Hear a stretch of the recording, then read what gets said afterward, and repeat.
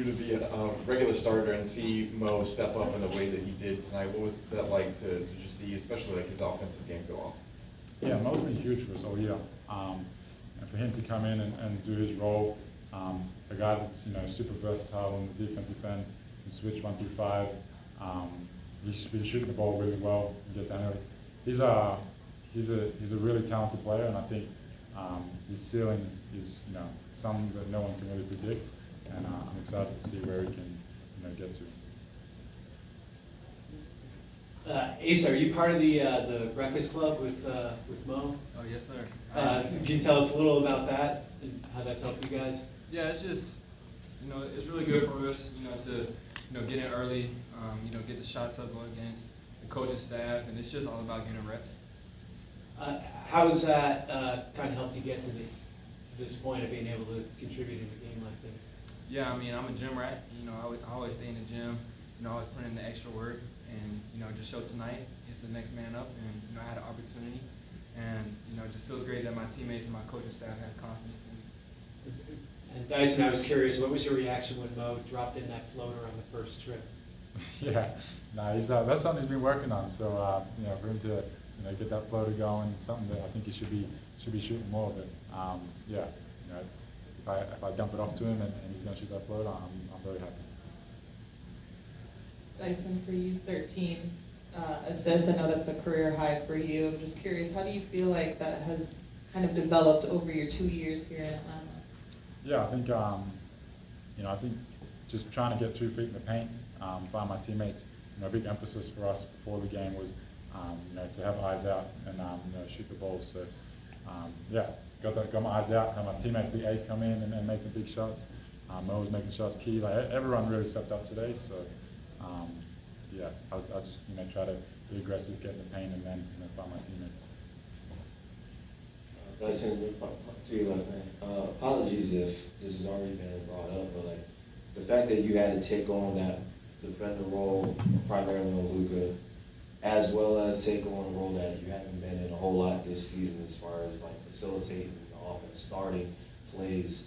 How did you have the energy to do that? Second night of back-to-back, and how did your teammates, especially with Ace, sort of like get you through knowing that the Lakers had these 2 days off and y'all had to play on second night back-to-back? Yeah, it's a lot to do with the game plan. When you come in and play a team like this, a guy like Luka who's been on a tear, he's averaging like 40 or something like that. So it's about a team game plan. My job is to make it tough on him, do the right things, force him over screens. But then yeah, my teammates are there for the rotations, being up, trapping him and stuff like that. And then for us, Luka can hurt you by finding the bigs, finding the corners, and I thought we were really good with our rotations today and flying around. But yeah, on the tired part, I think that's more mental. Lakers aren't a very fast team; they don't play up and down, so I was able to, I wasn't in defensive transition as much. But I think the tired part's a lot more, mental on back-to-back than it is physical. This question is for Dyson. Dyson, just first of all, how many people have told you you look like Michael B. Jordan? No one, but I'll take it. Here's a good looking dude. So, I've never heard that one. Okay, but basketball related. I did ask you the other day at practice about turnovers. You guys only had 11 turnovers tonight. Just what you said when you specifically turn the ball over, it's because you're getting in the paint and then you're kind of not knowing, what to do. Just how were you able to work on that, and how was the team able to keep the turnovers down? Yeah, when we get, in the paint, we want to play out 2 feet. Turnovers usually come when you leave your feet and then you try to find an option, and if it's not there, that's when you get the turnovers. So playing off 2 feet, guys are getting open, they're moving off the ball, they'll cut and they'll sneak and slide in the corner. So when you're doing that, the passes become more available and they're easy to hit, and we did that really well tonight. So for you, you had a couple of tough buckets tonight, playing through contact. How do you feel like since you came into the league, you've gotten a little bit stronger to be able to play through that? Yeah, I feel like UGA prepared me for that, as well. The SEC is an extremely physical league, and just coming in, growing into my grown man body, getting with the strength and conditioning coaches, just really helped me, and also the player development that we have here you know, it's really good.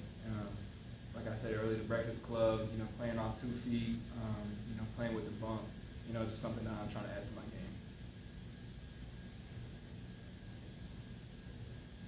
game. Asa, you had 4 steals tonight in the first half.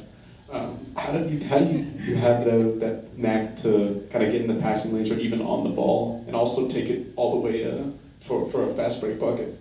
Yeah, I've just been watching a lot of Dyson Daniels.